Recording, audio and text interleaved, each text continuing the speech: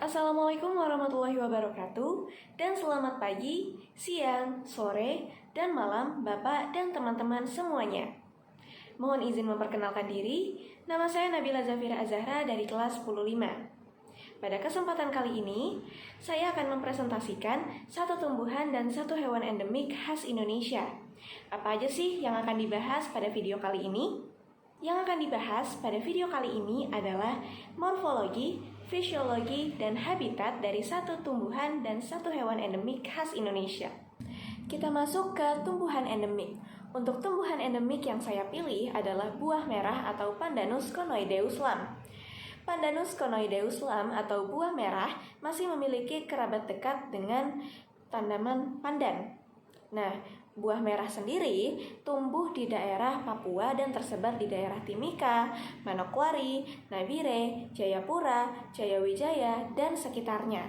Beberapa penduduk setempat meyakini bahwa tumbuhan buah merah memiliki khasiat dan nutrisi yang sangat dibutuhkan oleh tubuh, sehingga dapat mengobati beberapa jenis penyakit seperti stroke, diabetes, kolesterol, asam urat, penyakit jantung, dan kanker. Kita masuk ke morfologi buah merah. Nah, buah merah itu terdiri dari 4 bagian, yaitu pohon, daun, bunga, dan buah. Nah, sekarang kita masuk ke pohon dan daun buah merah terlebih dahulu. Nah, untuk pohon buah merah, tinggi batangnya mencapai 16 meter.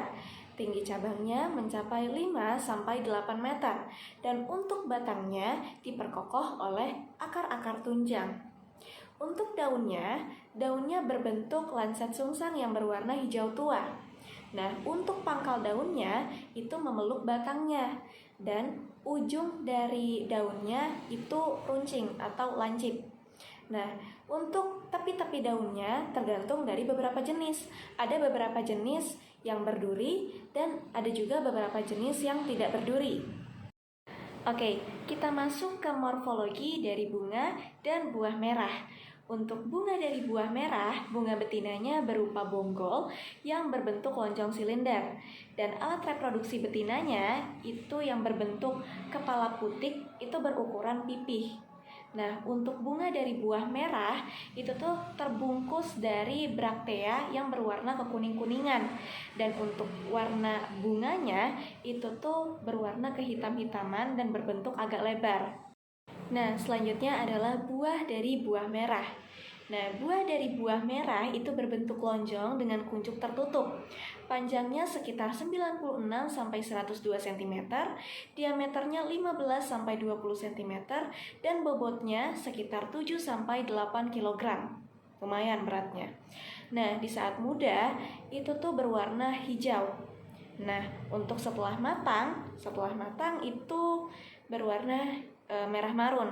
Nah, untuk buah dari buah merah itu memiliki 4 tahapan, yaitu buah muda, agak matang, dan lewat matang. Oke, kita masuk ke fisiologi dari buah merah. Seperti yang sudah saya jelaskan pada morfologi dari buah merah itu memiliki 4 tahapan dari perkembangannya, yaitu buah muda, buah agak matang, dan lewat matang.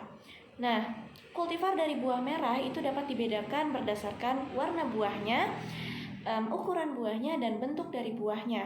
Umumnya, buah merah ini umurnya mencapai 10 tahun, dan untuk mencapai kematangannya itu tuh sekitar 3-4 bulan, dan umur untuk siap dipanen itu biasanya 3-5 tahun.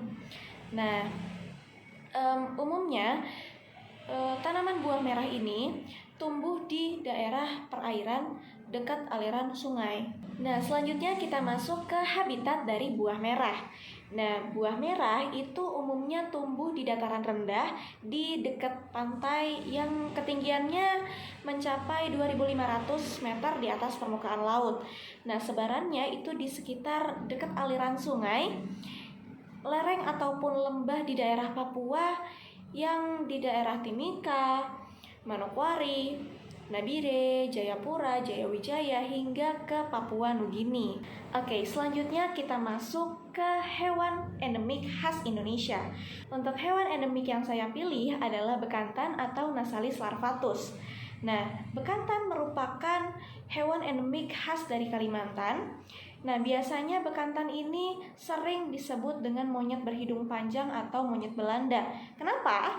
Karena memiliki hidung yang panjang dan besar, dan juga rambutnya yang berwarna kemerah-merahan. Selanjutnya kita masuk ke morfologi bekantan atau Nasalis larvatus. Yang pertama adalah kepalanya. Nah, untuk bagian kepalanya, mukanya itu tidak tertutupi oleh rambut, tetapi mukanya berwarna kemerahan.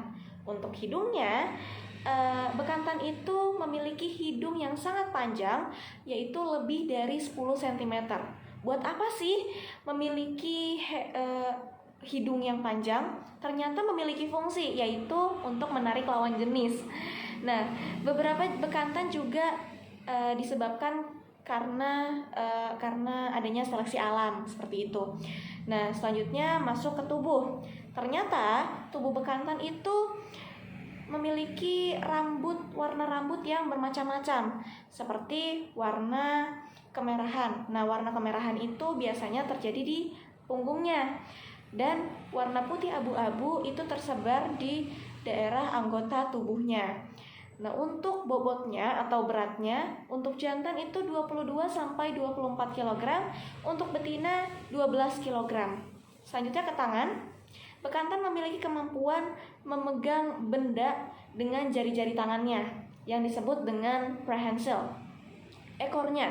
Selanjutnya kita ke ekor. Nah, bekantan ini memiliki ekor yang sangat panjang, yang kira-kira itu mencapai 55,9 cm atau 56 cm sampai 76,2 cm. Selanjutnya yang terakhir adalah perutnya. Nah, bekantan ini memiliki perut yang buncit karena bekantan ini kan makan. Nah, hasil makanannya itu menghasilkan gas cerna yang berlebihan. Jadi, menghasilkan perutnya itu jadi lebih buncit, seperti itu. Oke, kita masuk ke fisiologi dari bekantan. Nah, seperti yang kita ketahui, bekantan ini merupakan hewan arboreal atau hewan yang hidup di pohon. Namun, meskipun bekantan ini adalah hewan arboreal, tetapi tetap saja ia memiliki alasan-alasan tertentu untuk turun ke bawah atau ke lantai atau ke dasar, seperti itu. Nah, pergerakan berpindah dari pohon ke pohon atau dahan ke dahan itu dilakukan dengan berbagai macam cara, seperti melompat, bergantung, bergelantung, atau bergerak dengan menggunakan keempat anggota tubuhnya. Nah, bekantan ini juga merupakan perenang ulung karena di bagian anggota tubuhnya seperti di kakinya dan di tangannya itu memiliki selaput kulit seperti katak yang memudahkan bekantan untuk menyeberangi sungai, seperti itu. Yang terakhir, kita masuk ke habitat dari bekantan atau Nasalis larvatus. Nah, seperti yang kita tahu tadi, bekantan ini merupakan hewan arboreal atau hewan yang menghabiskan hampir seluruh waktunya di atas pohon. Untuk apa sih menghabiskan waktunya di atas pohon? Nah, ternyata bekantan ini menghabiskan hampir seluruh waktunya di atas pohon secara berkelompok. Entah itu untuk tidur, memakan daun-daunan, atau memakan buah-buahan. Tetapi terkadang bekantan ini juga berkumpul di daerah aliran sungai dan bahkan berenang dari pulau satu ke pulau yang lainnya, seperti itu. Nah, bekantan ini juga mendiami hutan pantai, hutan bakau, dan rawa-rawa yang ada di Kalimantan. Baik, demikian presentasi dari saya.